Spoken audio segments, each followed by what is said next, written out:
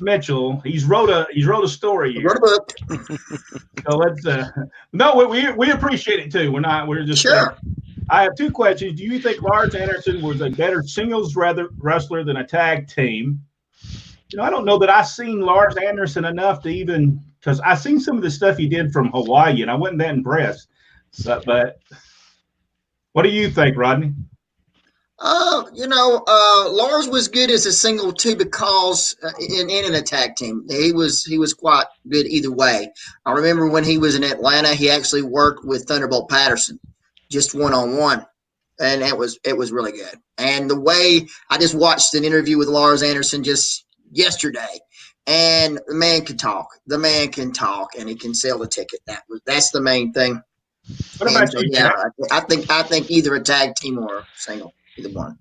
Well, my personal experience with Lars was just seeing him in singles matches. I was around when they led up to the big Omni show, where Ole turned on Dusty, and then he and Lars, had that angle set up from there.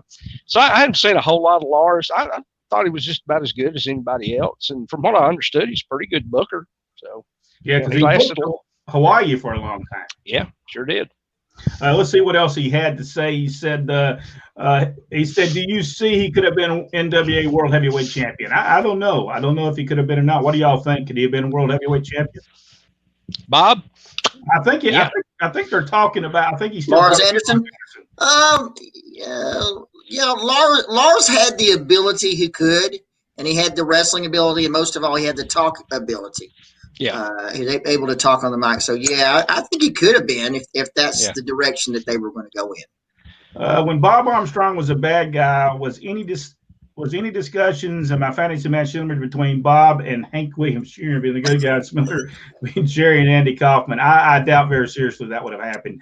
I think it would have drawn good money in Southeast here in 1982-83 time frame. Anyone ever meet Hank Williams Jr.? We didn't meet Hank Williams Jr., but man, he would go when they had these little things, was it called WrestleFest or something, and they brought Hank Williams Jr. to Mid-South Wrestling. He didn't stay in his little bus. He'd stay right there with the wrestlers, and I had a good time with them the whole night. Jerry Reed, completely different story.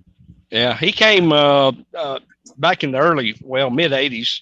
He was still living in Coleman, and he came out to several shows that I was on. I got to meet him then. Really nice guy.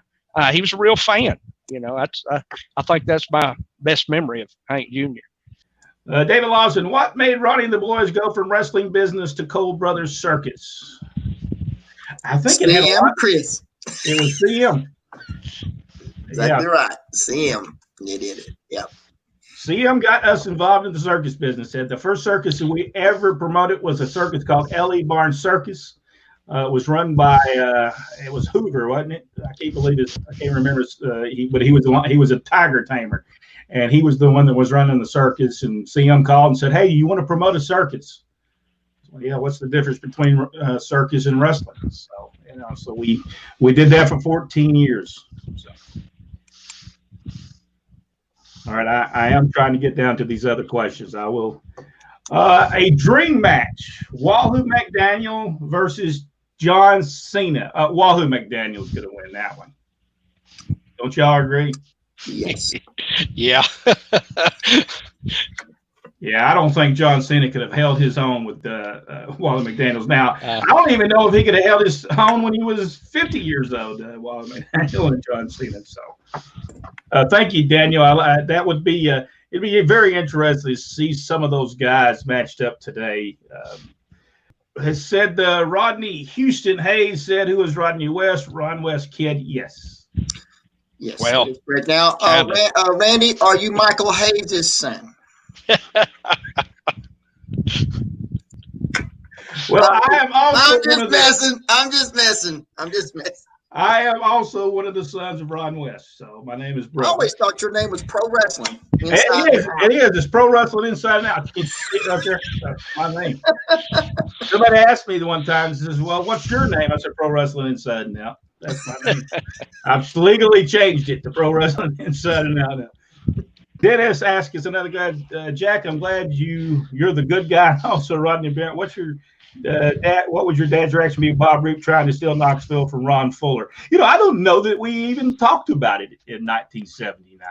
No, Dad, he understood. I mean, I guess he understood their ways. He was never down on them. He never talked bad of them. He said it was a terrible mistake because they'll never, as far as he was concerned, probably never work for another organized territory again. And many of them didn't for a very long time after that. But as far as him thinking bad of Bob Roop or anybody, I don't think he did. Greg said he'd love to see a Lars and Brock Lesnar match. I think I give Brock Lesnar. I'm gonna give Brock on that. I think Brock would take Lars. I just have a feeling there ain't too many people who can take Brock Lesnar. I'd give up on the way to the ring. It was true. That's I think I'm just going to turn back around. I'll take the 10 count and be done with it. The City Auditorium opening match: David Von Erich to face Bill White in our first match. Second match: Dino Bravo against Don Kent. Stan Hansen takes on Jerry Stubbs, who is substituting for Don Kernoodle. We're not sure what happened to Don, but he pulled a no-show on him, I think. Yes, and Jerry Stubbs was there. Tag team match: Bob Armstrong and Tommy Rich versus Randy Savage and Sergeant Jacques Goulet. The Executioner was supposed to be there. Randy Savage takes his place. Then the big one: Abdullah the Butcher versus Tony Atlas. That had to be a good one. And then it was a no contest match. It ended up with the Sheik and Dusty Rhodes. And in the main event, lights out brass nuts match: Dick Slater against Ole Anderson. And what a show that had to be. Dick Slater and Ole Anderson, the main event. That was on October the 21st, 1977, Atlanta City Auditorium. And I wished I'd have been there. We didn't get to see that one. I would have loved to see that match. And then on October 28, 1977, at the Atlanta Municipal Auditorium. Now, this Richard Blood that was on this show, was this still Ricky Steamboat? It's possible. It's possible. I believe so. Because Tito Santana also wrestled as Richard. Yeah, Tito Santana also did. So we had in that one we had the Richard Blood versus David Von Erich. Again, Randy Savage was supposed to be there, but Richard Blood took his place. Then we had Bill White against Tommy Rich in the second match. Don Kent was supposed to be there. Bill White took his place. Stan Hansen versus Dino Bravo. Bob Armstrong versus Sergeant Jacques Goulet. And I believe at about this time, that's when Bob and Sergeant Jacques Goulet was battling over the TV title. They went through several time limit draws on TV, and I think that was what they were building up to. Then we had Tony Atlas versus the Executioner, and for the World Tag Team Championship, Ole and Gene Anderson versus Bill Watts and Dusty Rhodes. And in a no time limit, no disqualification match, it's Pac Song against Mr. Wrestling 2. This would have been about that time, wouldn't it? Yeah, that would have been right about that time. That's right. It's you, I'm after, Rock Hunter, and I won't stop till I'll wipe you out. That's Mr. Wrestling 2 to Rock Hunter. Oh, by the way, I wanted to show this picture. Here is Stan Hansen against Jerry Stubbs on television. I believe he's just getting the lariat right there. He's getting the lariat. Yeah. I believe Jerry Stubbs. What most everybody looked like getting that lariat. As you see, he's off the ground at them. He hit Buck Brannigan so hard one time he knocked his mask off. He was in there asking games. That was something. Knocked him right out of his mask. That was in Gainesville, Georgia. The old Jim of 36 elbowed him across the back of the head, and when he did, his mask just went right straight off, right to the mat, and everybody was laughing. Yeah, they were. Hey, here's another one. Laughing. The referee was laughing. Everybody's laughing. Here's Randy Savage against Jerry Stubbs. And it looks like he's fixing to give him the big splash right there. I thought I'd go ahead and show that photograph while I was thinking about it. All right, what was the next week's card there, Ronnie? Well, the next week's card was, and that was on November the 4th at the Atlanta City Auditorium, Sergeant Jacques Goulet against Richard Blood, Stan Hansen against Big Bill Dromo. It was Bob Armstrong against Don Kent, Tommy Rich against Abdullah the Butcher with Rock Hunter, Tony Atlas versus Pac Song with Rock Hunter. And then we had the World Tag Team title match. Ole and Gene Anderson against Dusty Rhodes and Dick Slater. Special guest referee was Pat O'Connor for that one. And that was on November the 4th, 1977. You know that I would have loved to go back to these cards, wouldn't y'all? I would give anything to see these matches. I'll tell you right now. I'm telling you, I got to go to the Atlanta City Auditorium a couple of times. That was probably the greatest atmosphere for professional wrestling that I ever saw. I mean, just that smoke-filled arena. People were just rabid fans, and the wrestling was some of the best you'd find anywhere in the world at that time. Yeah, exactly. It was. You were telling the story. We had did a post that came out today, and you were telling the story about the Tommy Rich and Bobby Heenan. Tell us a little bit about that. More about that. What happened in that whole scenario? Well, they had advertised. It was supposed to be Terry Funk against Tommy Rich, and I specifically went because I'd never seen Terry Funk live before, and I always wanted to. And they announced that Terry wasn't coming, that they were instead going to have a cage match, loser leave town against for Tommy against Bobby Heenan. And I was a little disappointed at first until that match. That was probably one of the best matches I ever saw. Bobby Heenan, most people, you've heard him doing commentary, you saw him as a manager, but if you never saw him wrestle, you really missed something, because that guy was in a league all his own. I'd never seen anybody, with the exception of Ricky Morton, that could sell the way Bobby Heenan could sell. And I mean, Tommy, I said this in the post, Tommy Rich was over like dynamite in Georgia at the time, but he walked out of that cage like Superman. I mean, Bobby Heenan put him over from bell to bell. And it was tremendous. I don't think I've ever seen anybody get that much color in my life either. Oh my Lord, that was something. It was all over Tommy. So. Oh man, yeah, that's one of the few times Tommy didn't have to do nothing to be covered in blood.